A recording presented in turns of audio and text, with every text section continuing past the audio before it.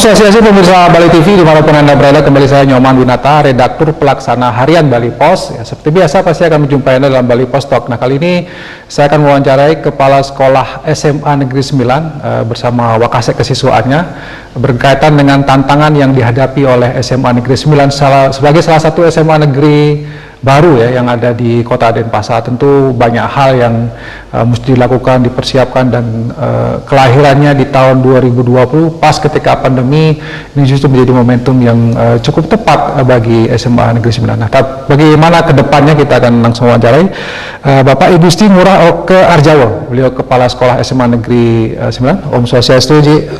Ya, kemudian satu lagi Bapak Made Priyana Ginade ya, beliau adalah Wakasek kesiswaan. Kita mulai dari Pak Kepala Sekolah dulu nih, Pak Gusti Oke Arjawo. Nah, tentu tantangannya keberat, mungkin bisa bercerita dulu di awal berdirinya SMA Negeri 9 tahun 2020 ya, apa yang dilakukan, karena mungkin bisa dikatakan ini mulai dari nol.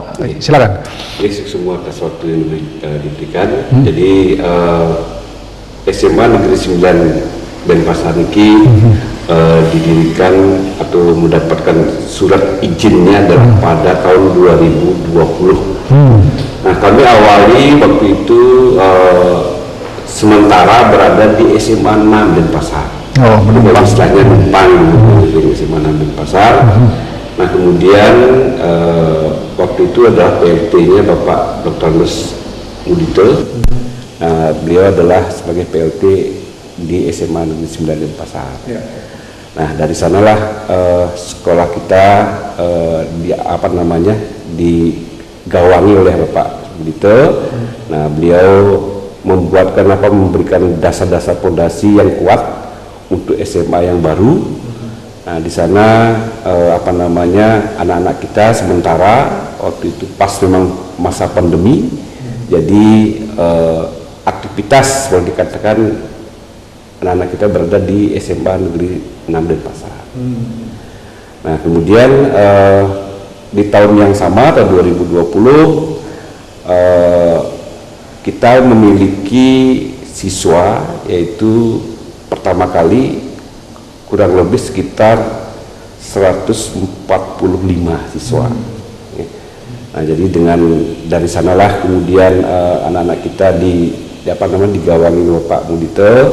Di sana dibentuknya OSIS, kemudian dibentuknya komite, kemudian saya kebetulan mendapatkan tugas dari Dinas Provinsi sebagai pejabat kepala sekolah, yaitu pada tanggal 1 Maret tahun 2021.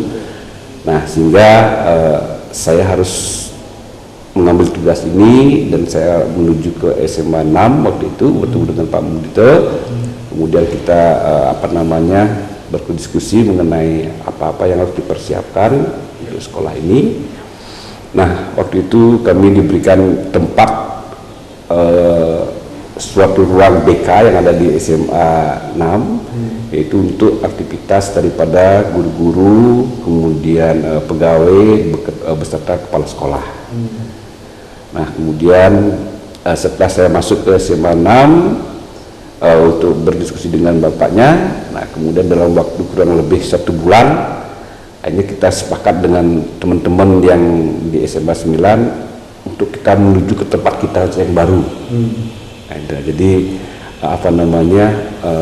luar biasa kita menemukan sekolah kita waktu itu adalah sangat lebat dengan dengan rumput sehingga seperti seperti hutan lah gitu ya.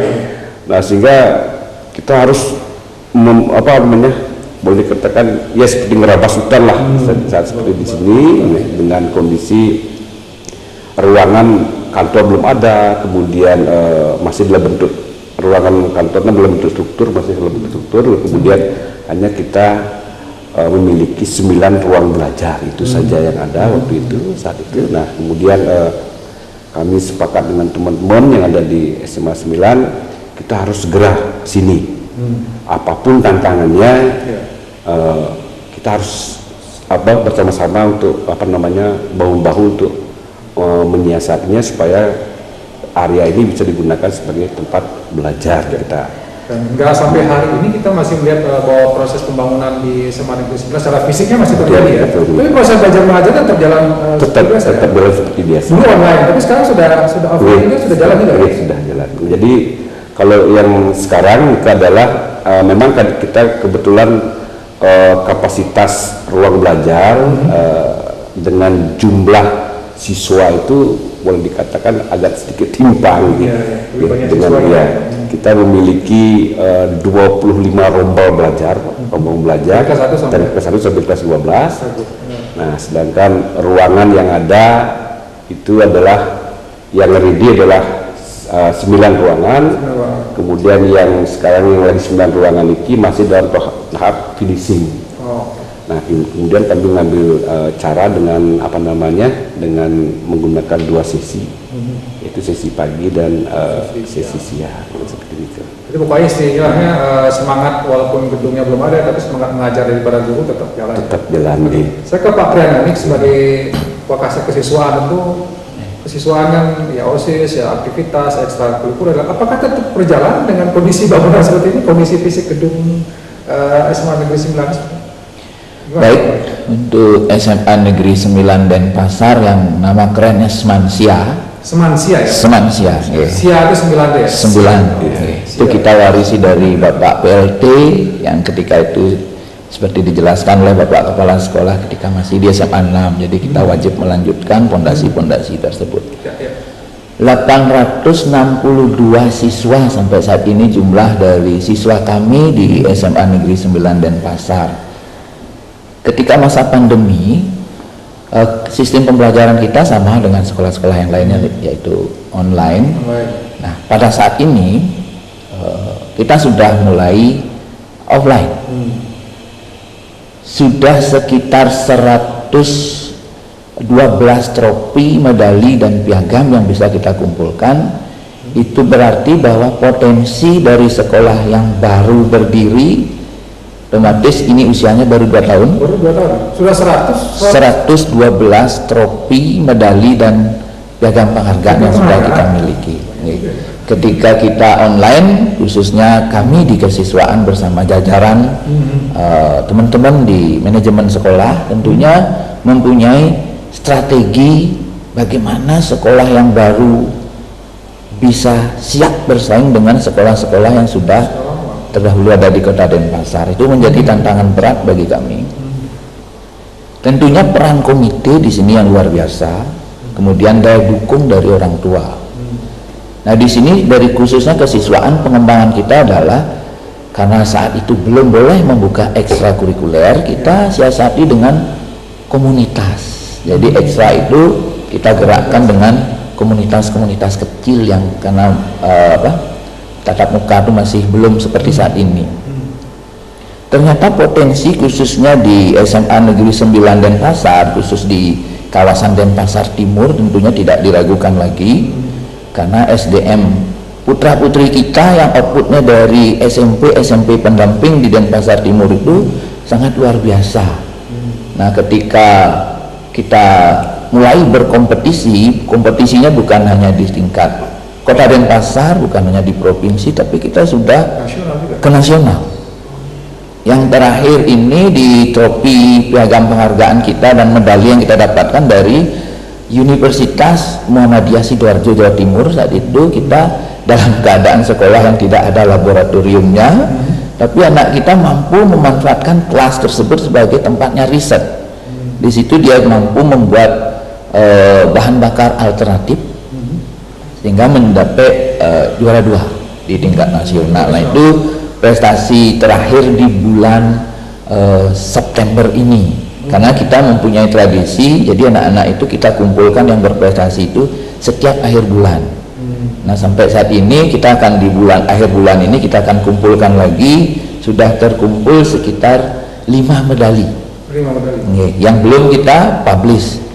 Jadi anak-anak itu melaporkan hasil-hasil yang dia capai selama ini. Jadi meskipun baru sudah banyak prestasi yang diberikan. Baik, saya ke Pak Sekolah lagi. Kalau kita lihat tentu kualitas sebuah sekolah ditentukan dari akademiknya gitu katakanlah gitu ya. Nah, bagaimana selama ini atau ke depan yang kita bicarakan, yang sedang ke depan apa yang akan dilakukan oleh SMA 9 untuk meningkatkan kualitas akademik yang akan diprogram? Ya, jadi untuk peningkatan kualitas akademik di SMA Negeri 9 ini, pertama kita sudah memprogramkan, yaitu ada namanya pembinaan internal dan kemudian ada pembinaan eksternal. Nah, jadi pembinaan internal ini adalah memang pembinaan dari guru-guru kita di SMA Negeri 9 Denpasar. Kemudian untuk pembinaan eksternal ini adalah kita akan melibatkan kampus seperti universitas, dosen. Nah, kemudian juga melibatkan alumni. Nah, itu adalah metode kita dalam peningkatan prestasi akademik anak-anak kita. Nah, itu pun sudah kita lakukan seperti itu. Jadi tahapnya itu adalah pembinaan awal di internalnya oleh guru-guru, kemudian dilanjutkan oleh pada saat eksternal itu adalah dosen-dosen yang ikut membantu. Nah, kemudian juga alumni-alumni yang memang memiliki prestasi di bidang akademik tersebut. Baik, sudah disampaikan. Saya Pak, lokasi koordinasi ada juga kerjasama dengan luar negeri atau apa yang sudah digagas atau sedang berjalan, Pak?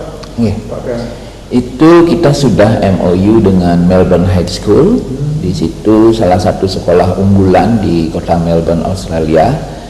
Itu yang bisa kita petik hikmahnya dari pembelajaran online saat itu. Jadi karena kebetulan kami mempunyai link dengan sekolah-sekolah seperti itu, kita tingkatkan ke tahapan MOU. Jadi tepat 20 Mei 2022 tahun ini kita sudah sign, kita sudah sepakat. Jadi kerjasama kita akan dibangun selama 3 tahun. Salah satunya adalah mereka akan berkunjung untuk pertama kalinya tahun depan ke sekolah ini. Jadi kita akan kolaborasi, segala kegiatan kita akan buat. Tentunya ini akan menjadi nilai plus bagi sekolah kami yang baru berdiri tapi sudah bisa menjajaki sekolah-sekolah unggulan di luar negeri. Nah, ketika berkunjung nanti yang akan kita kerjasamakan adalah, karena dia akan 4 hari tinggal dan belajar di sekolah kita di sini, tentunya adalah tentang budaya dan bahasa. Selama ini kita sudah sering Zoom, jadi anak-anak kelas bahasa di Australia tersebut menjadikan anak-anak kita di sini sebagai mentornya dalam belajar bahasa Indonesia. Karena di situ, di sekolah itu, bahasa Indonesia menjadi pilihan favorit ketiga. Setelah bahasa Prancis, bahasa Mandarin, nomor 3 bahasa Indonesia. Jadi di bulan Oktober ini mereka akan ujian bahasa Indonesia. Tentunya mereka berlatih dengan siswa-siswi kita di SMA 9 khususnya bidang bahasa Indonesia. Begitu sebaliknya anak-anak kita juga banyak belajar bahasa Inggris melalui online dengan mereka. Oke, sebagai closing karena waktu kita terbatas, saya ke Pak memberikan kesempatan Pak Kepala Sekolah ini. Apa harapan Pak Kapsa ke depan, mungkin kepada siswa, orang tua siswa, pemerintah juga, dan para guru-guru, tenaga pengajar, tenaga pegawai yang ada SMA 9 ini untuk ke depan supaya lebih baik lagi SMA 9. Silakan. Terima kasih, Pak. Jadi kami sangat berharap ke depannya keterlibatan persentase daripada orang tua khususnya di dalam meningkatkan kompetensi yang ada di SMA Negeri 9 ini lebih banyak. Kemudian harapan kami juga kepada pemerintah dalam hal ini khususnya di dalam mempersiapkan sarana prasarana yang dibutuhkan di satu sekolah, itu mohon juga diwujudkan secepatnya gitu.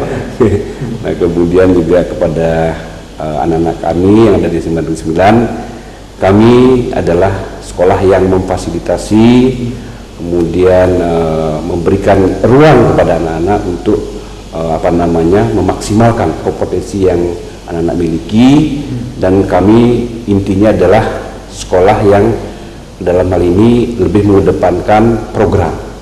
Jadi apapun yang kita akan lakukan itu adalah lebih mengedepankan program-program. Jadi Seperti itu yang kami harapkan kolaborasi ini dengan baik. Terima kasih Pak Keloro, Pak Wakasih atas waktunya.